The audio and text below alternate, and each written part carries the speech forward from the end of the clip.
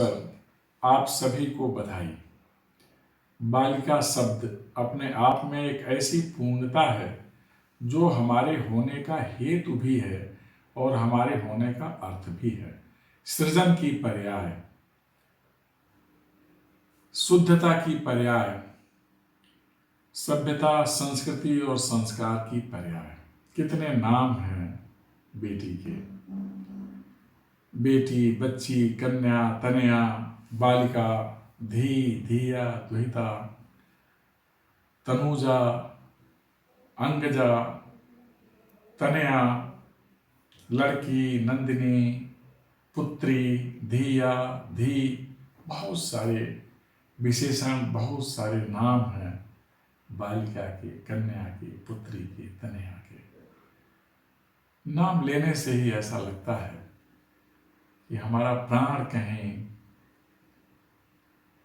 एक अत्यंत सुंदर विमल काया के रूप में हमारे सामने है। हंसती हुई, इठलाती हुई लड़की, हमको बुलाती हुई लड़की, उस रूप में जैसे प्रकृति अपने बंधकों को बुलाती है, उसे हम लड़की कहते हैं। किशोरी के रूप में, बालिका के रूप में वह दो संस्कृतियों को जोड़ती है, दो पीढ़ियों को जोड़ती है, परंपराओं को जोड़ती है, बहुत कुछ जोड़ती ही रहती है।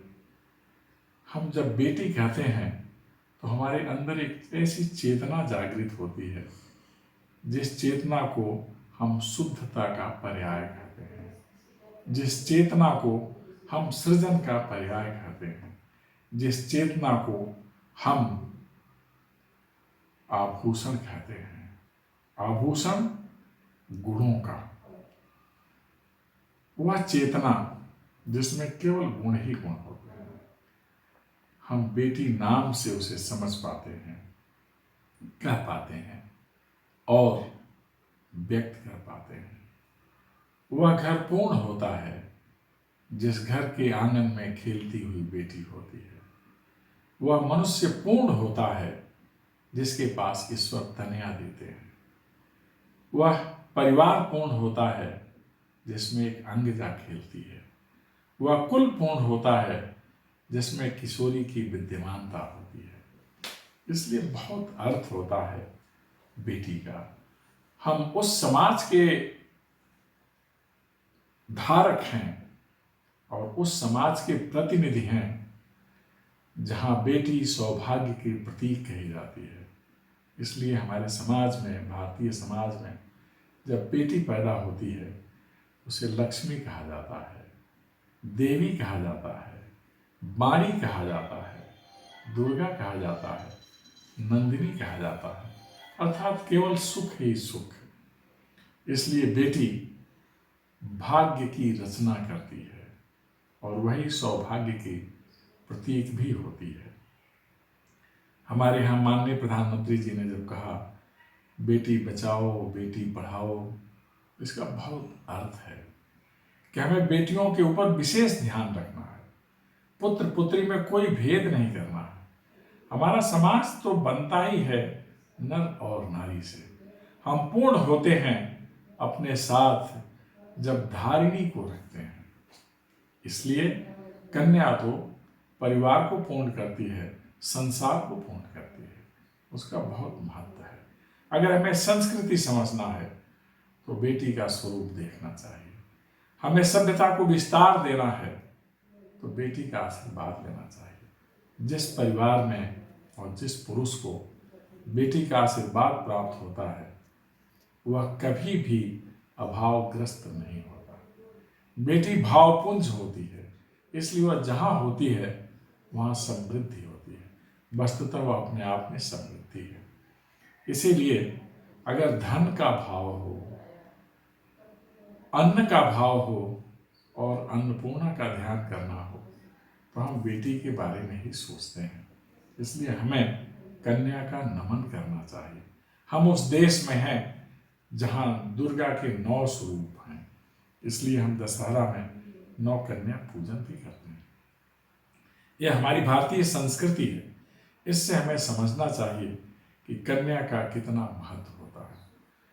आप हमेशा इस बात को ध्यान रखें कि जब बेटी पढ़ती है, बढ़ती है और कुछ करती है तो समाज को बहुत बड़ी दिशा मिलती है। वह समाज को दिशा देने वाली शक्ति है। इसलिए कभी भी उसकी तरफ सम्मान की दृष्टि से ही देखना चाहिए। सम्मान कम हो ऐसा भाव कभी भी नहीं रखना चाहिए। हमारे यहाँ मान्या है, पूज्या है, इसीलिए देवी के रूप में भी देखते हैं। हमें प्रयास करना चाहिए कि जिस तरह से लड़के पढ़ और बढ़ रहे हैं उस तरह से लड़कियां भी पढ़ें और बढ़ें। हम सौभाग्यशाली हैं कि अपने समाज में देख रहे हैं कि बेटियां विमान को चलाने से लेकर आसमान को नापने तक का काम कर रही हैं। अब उनका कार्य क्षेत्र केवल घर तक सीमित नहीं है, अर्थात असीमित शक्ति की स्वामिनी बेटियां, किशोरी बालिकाएं अब संसार को असीमित